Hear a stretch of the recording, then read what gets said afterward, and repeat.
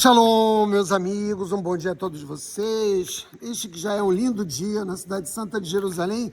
Apesar daqui do alto da colina, nós podemos ver algumas nuvens pesadas que sobrevoam os céus de nossa capital, mas ainda é muito cedo. E aqui de Har Nof, de uma das mais importantes yeshivot de Jerusalém, eu quero ter a oportunidade de compartilhar um pouco mais da imensa sabedoria da Torá, tendo ao fundo o vale e as comunidades que circunvizinham Jerusalém. Um pouco mais aqui abaixo nós temos o cemitério, onde se encontra enterrado o rabino de abençoada memória, Yitzhak Kaduri. Como vocês sabem, no mundo todo, o povo judeu vai fazer a leitura nas suas congregações, nas suas sinagogas, de uma nova porção semanal da Torá, que nesse Shabat corresponde a Parashá Shoftim, Juízes. E o primeiro passuque, o primeiro versículo dessa Parashá nos diz algo como em todas as suas cidades, que o Senhor, seu Deus, lhe concede. Nomearás juízes e oficiais, Shoftim e Shotrim, oficiais, denota a ideia de policiais, para as suas tribos, e eles julgarão com justiça.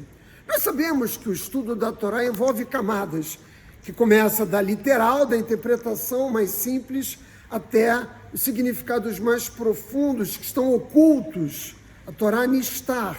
Mas se nós nos detivermos apenas no significado direto dessas palavras, já existem lições que o Criador envia aos Bnei Israel e toda a humanidade, que são imemoriais, que são notáveis e, por isso mesmo, evidentes. O que o Criador está dizendo a cada um de nós? Que nós devemos, sobretudo, combater a corrupção, a prática do suborno entre os juízes, pois do contrário não haverá justiça. Daí a necessidade de observar importantes qualidades para que estes que serão escolhidos, os magistrados, que vão constituir os Beit Din, os tribunais rabínicos, sobretudo para a nação de Israel, possuam as qualidades morais necessárias para oferecer ao nosso povo garantia de justiça. Mas isso é meio óbvio.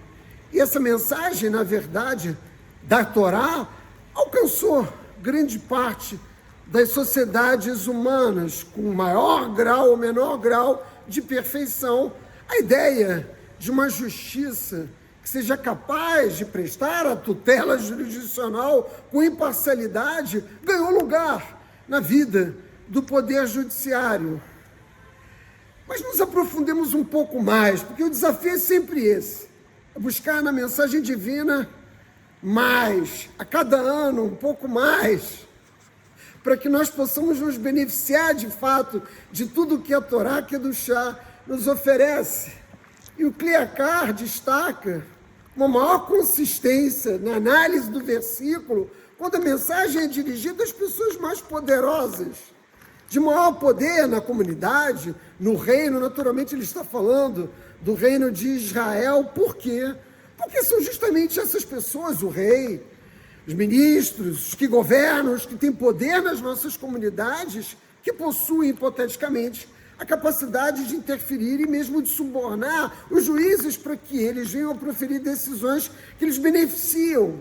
De modo que quando a Torá nos diz da necessidade de nomear juízes, eles devem ser nomeados sobre vocês, ou seja, eles devem ser nomeados para si mesmos, para cada um de nós, mas a Torá também está chamando a atenção daqueles, né, que liderando as nossas comunidades, não se permitam escolher juízes que eventualmente possam praticar alguma injustiça.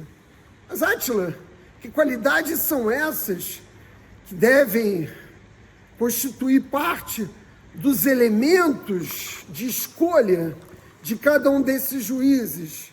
Ah, meus amigos, o tipo de juiz que Israel preconiza deve ser um anjo.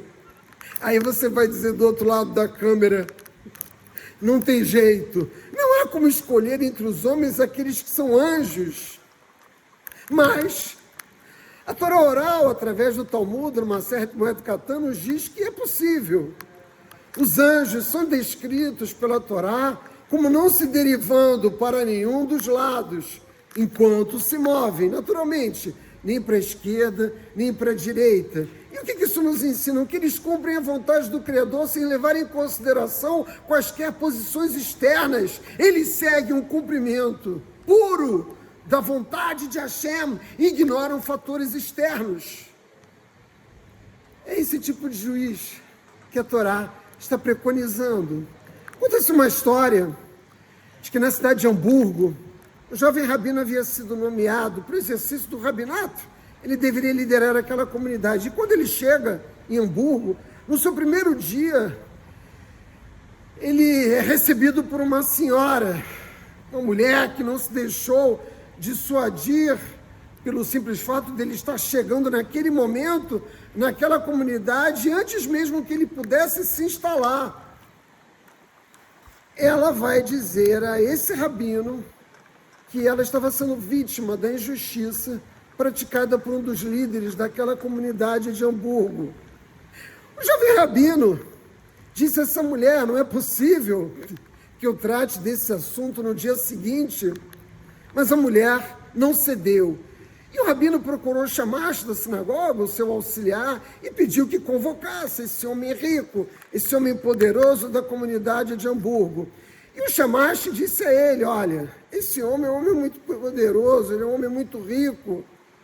Vai ser difícil que ele compareça à sua presença de imediato. E o Shamash não estava muito disposto a ir até a casa desse judeu rico para convocá-lo, para que ele se submetesse à decisão do rabino nesse conflito de interesse, naturalmente, entre ele e essa mulher dessa comunidade. Mas ele foi. O rabino insistiu que ele fosse, ele levou a mensagem e trouxe como resposta desse judeu importante, dessa comunidade, que ele compareceria na presença do rabino quando ele fosse mais conveniente.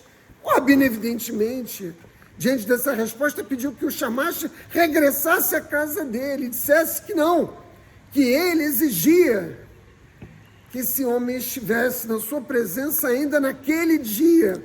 E o Shamash, mais uma vez, o seu auxiliar, mais uma vez, relutou em levar a mensagem. Ele simplesmente se encontrava envergonhado, ele se encontrava intimidado, por assim dizer, mas ele foi, uma vez que o rabino ordenou.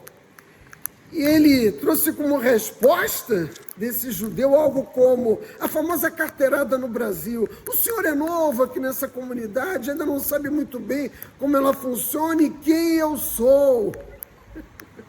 Mas o jovem rabino de Hamburgo não se deixou intimidar e mandou uma terceira mensagem: diga a esse homem que se ele não comparecer ainda hoje aqui nesta sinagoga, que eu vou excluí-lo de nossa congregação. E o Shamash simplesmente não tinha coragem de levar a mensagem, mas foi até a casa desse homem rico, deixou por debaixo da porta a mensagem.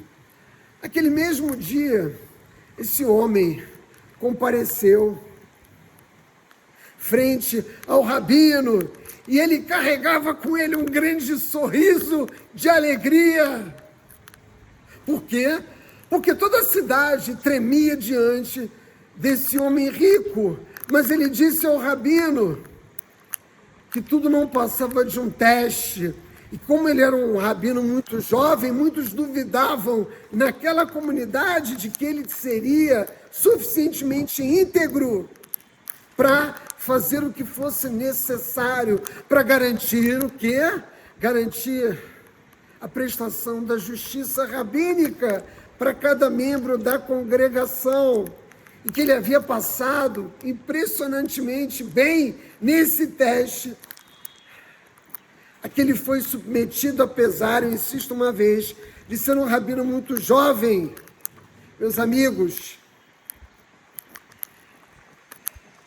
os juízes, no exercício da sua atividade, são testados todos os dias, e nós devemos ser, porque nós também devemos nomear juízes diante de nós mesmos, nós também devemos ser dignos, também devemos ser capazes, né, da posição mais justa, da posição mais certa.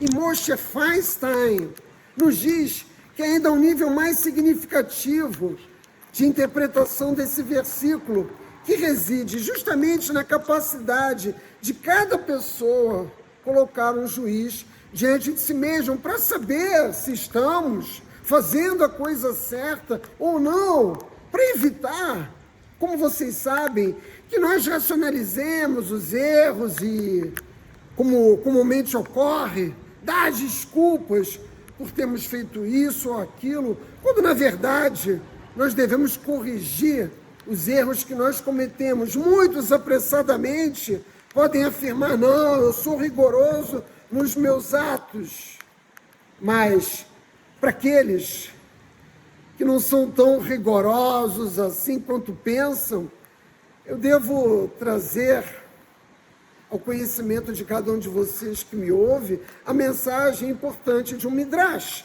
que também faz parte, os midrashim, da Torá oral. E nela, o Rabino Eliezer nos diz, onde há julgamento, não há julgamento. E onde não há julgamento, há julgamento.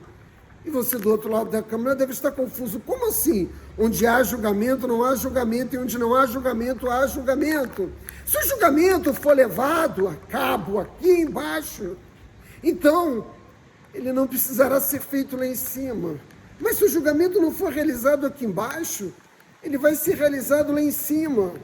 Isso nos ajuda a entender o terremoto na Venezuela, nos ajuda a entender o terremoto na Colômbia, nos ajuda a entender todos esses eventos climáticos e também próprios da natureza, que nada mais são do que a forma de intervenção divina de Akadosh Baruch Hu no mundo, quando a humanidade, cada um de nós individualmente e também as sociedades coletivamente, não são capazes, de fato, de julgar os indivíduos que cometem transgressões contra a lei, nós somos julgados nos céus. E do julgamento dos céus descem decretos. É simples assim, a mensagem é clara. Quando Hashem julga o indivíduo, ele não julga com a intenção de puni-lo, ele não julga com a intenção de prejudicá-lo, mas de notificar que algo não anda bem. Quando nós temos um arco-íris nos céus, a humanidade já está sendo informada de que algo não está bem. Mas essas mensagens notáveis que o Criador envia para nós, muitas vezes vêm na forma de decretos duros. Mas existe uma forma de evitá-los. Existe uma forma de evitar as punições de Deus, que é justamente demonstrando uma disposição pessoal de julgar com honestidade as nossas próprias ações e, dessa forma, naturalmente, realizar as correções que eventualmente sejam necessárias. Se você errou, corrija. Se pecou, peça perdão pelo pecado e não volte a cometer. O homem tem livre-arbítrio, mas Deus controla o mundo e nós não podemos nunca nos esquecer disso. Se você não quer receber essas difíceis mensagens dos céus na sua vida, ou seja, se você não quer que seja necessário que seja julgados nos céus, coloque diante de si juízes, julgue a si mesmo e faça a coisa certa, meus amigos. Shabbat Shalom.